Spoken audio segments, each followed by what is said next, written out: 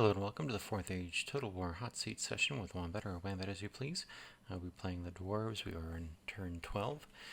Let's go ahead and look at what's been going on during the other players' turns.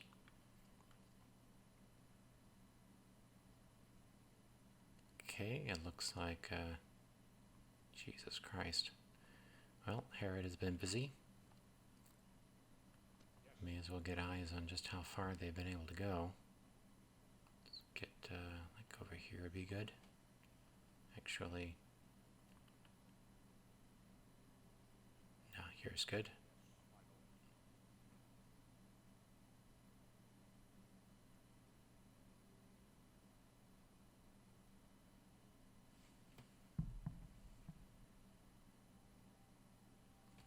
I'm going to do a slow walk just so I can see what they have lying about along the way. You never know if you can find a stray unit sitting around ready to be bribed.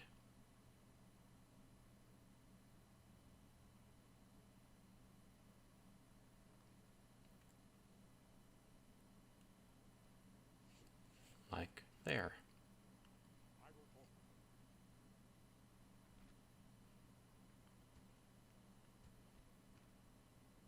Goodbye. One small victory.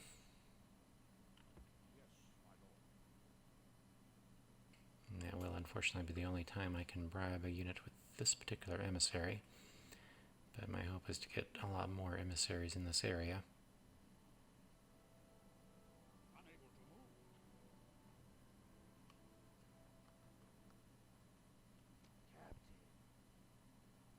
Okay, so since the last turn I've realized that Rhun is no longer being played by a human player. Probably won't be picked up by another human player. So I'm going to go ahead and not just give up on Naragzigl, but instead try to hold on to my eastern and northern provinces here. But I'm not going to try to expand into these areas because what I'm going to have to do is have my capital over in Arnor and try to help with building up that area. But what I do need to do is break Rhun, or they're going to continue to be a threat to my homelands. So let's first of all get my general back into his settlement and get more buildings going. I'm going to be needing to recruit emissaries everywhere that I can. Strategically speaking, the campaign is currently sort of with goodies versus baddies, as arbitrary as that seems. But on practical terms, the players who chose Adunabar and Harad, the traditional baddie factions that are player controlled, they know what they're doing. So they've done these types of hot seat games before, and they knew exactly what the differences would be and how to be successful. And the players who picked the traditional goodie factions and Tharbad, who is sort of a could go either way faction, well, they weren't as experienced, at least as far as I can tell, and didn't play their initial hand very well. So we're playing catch up, and we're basically having to all stick together in order to have any chance of surviving. And the place where we're going to be able to stick together is in Arnor, so we have some natural defensive borders that we can hope to put up a fight in. And we're probably going to be more effective at putting up a fight against Adunabar. Harad, the real problem there is that they're going to have a whole bunch of ports that they can just start pouring ships out of, and it's going to make our coastline very insecure, which means that we'll be on the defensive, and defensive is not where you want to be in these hot seat games. Okay, unfortunately I did not get military access with Dorwinian, even though I got alliance with them. That was unfortunate. I should have gotten military access, because if I try to move their lands now, they'll probably attack my stack, and I don't want to do that if I can help it. I wouldn't mind if North Rhun, well, no, I'd rather they just keep them as an ally and a trading partner. But what I can do is sort of skirt around their territory and get up to these settlements of North Rhun. I'll have to try and take these settlements in North Rhun.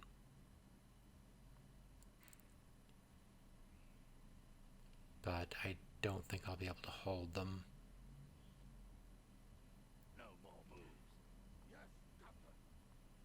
Okay, you stay in there.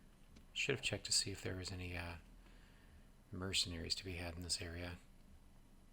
I'll have to try to remember to do that next turn.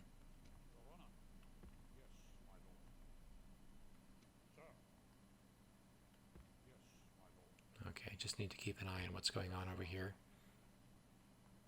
It looks like Dorwinian's going to be able to defend itself here because North Rhun no longer being controlled by a player is not going to be mounting a very effective offensive. Let's see, I need to get all of these emissaries down towards Dunavar.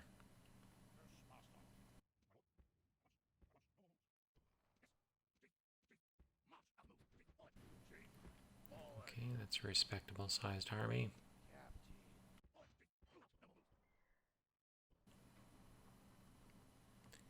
So this army is going to have to come down here, grab these territories that North Rhun has been taking. They'll just have to rebel in our wake, go through burnout North Rhun. And actually, once I get North Rhun past, I think I'm just going to have to destroy North Rhun. Then I can let Dorwinian take the territories that used to be North Rhun's.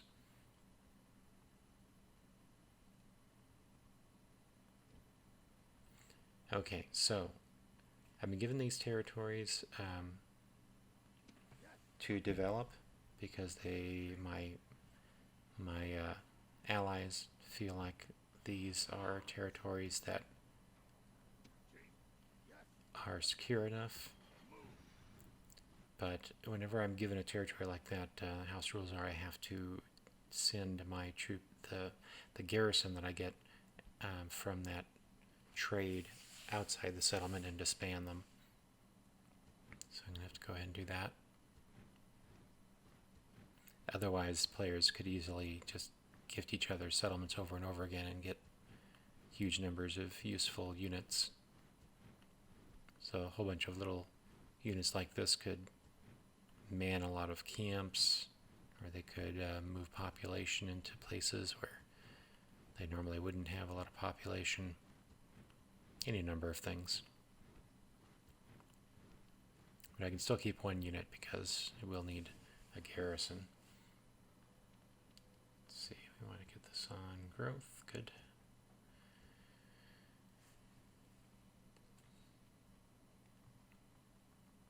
Okay, and then I was given Fornost as well.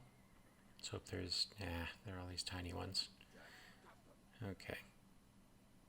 Hoping maybe there'd be a larger unit, but even one unit is better than nothing.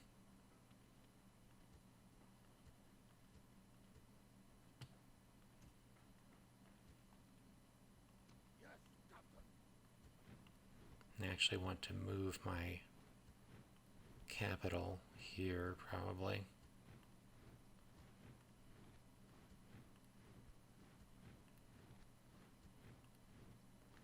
At Fornost.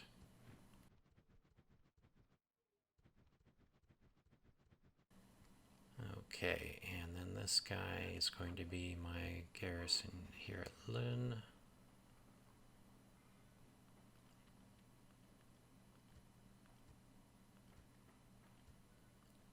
Let's see.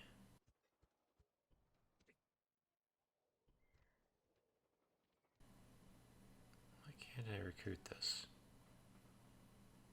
Oh, because unit sizes are so large. I keep forgetting that. So no, there's only 71 soldiers. There's an available at least 113. How come I can't recruit you? It's not too small. It says right here. Whatever.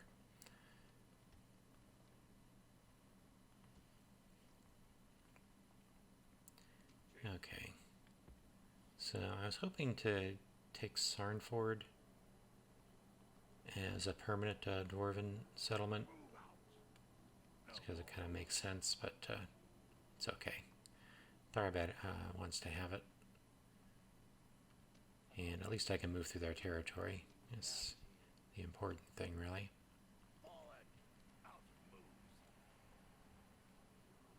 Let's see. What happened up here?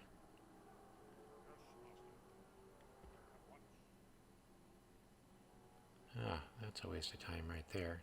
But necessary to keep Fornos safe, so I understand that.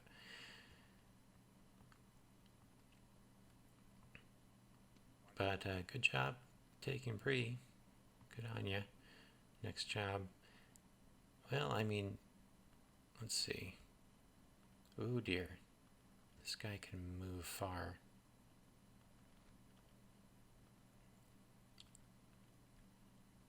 Why does he always show such little movement area?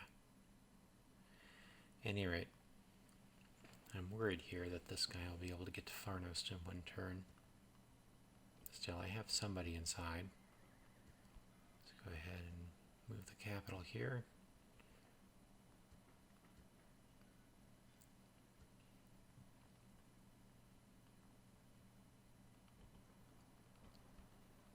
Can't recruit anything, unfortunately. Move it over here. Shit.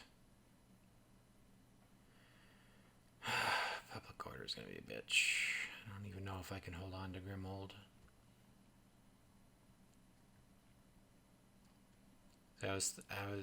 Thought that maybe my settlements couldn't rebel.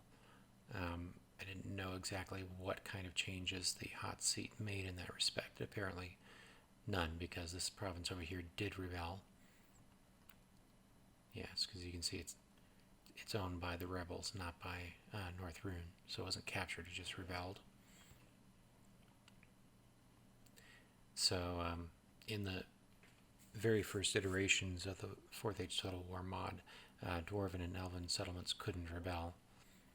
Though they could look like they were rebelling, but they would never secede. And but that is not the case here. They can definitely, obviously, secede, which is a consideration here. I don't want to try to invest money in these places and only to have them secede. So my allies will have to take that in consideration. I really just wanted them to give me provinces over here in Arnor to develop. Okay, these guys, these spies, they need to get some practice here. Oh, for fuck's sake. God damn it. Okay. They need to get better at what they do.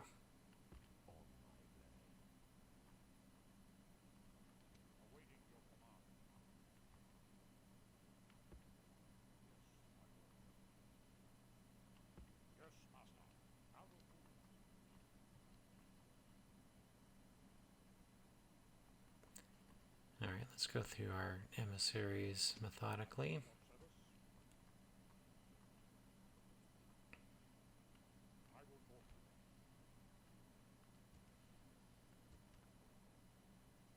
Can't bribe that place. What about this one? Nope. Must have emissaries in place in either location.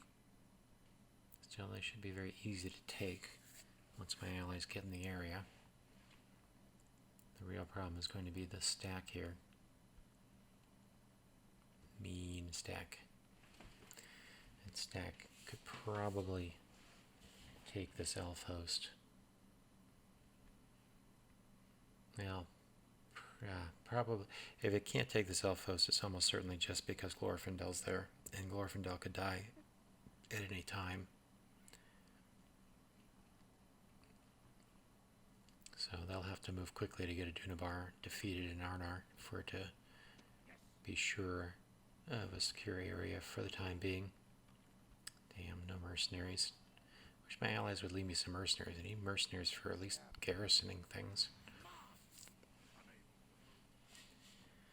Still, if my allies didn't take them, then a Dunabar probably would, so what can you do? Let's see if we have anything over here. Nope. Okay. Alright, oh good. My elven allies have put a emissary here for me to train my scout on. Unfortunately, he did not advance in skill, but it's good practice in any case. Let's see. Gonna need some more things to practice on.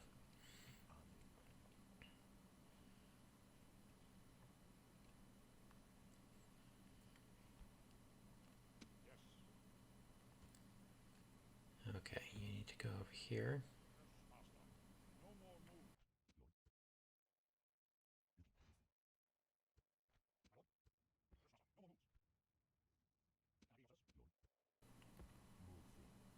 Oh good, Rivendell rebelled. That's handy.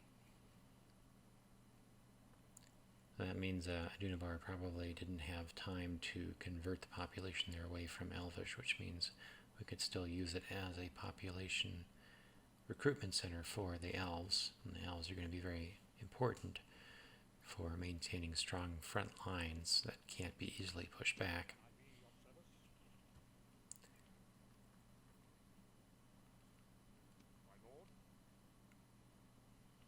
Let's see real quick if these guys can be bribed. They cannot.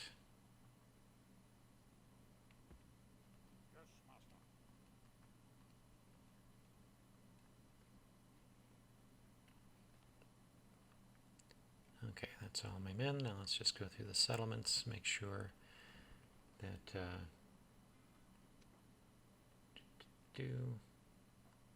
building and recruiting what we need.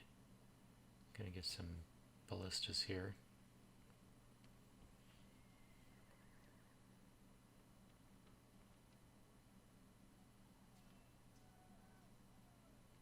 This place I'm trying to recruit some ballistas out as well, so I'm not going to use up the population there just yet if I can help it. Get some of these guys instead.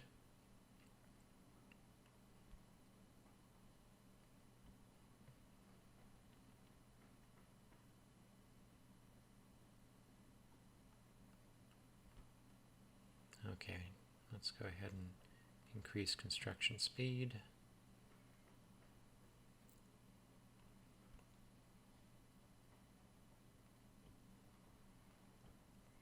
Oh, and recruit an emissary.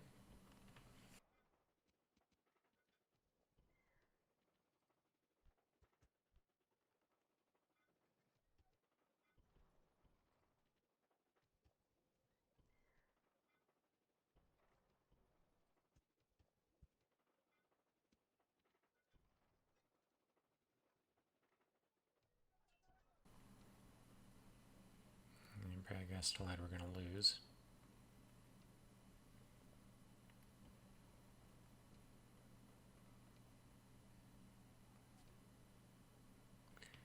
Okay.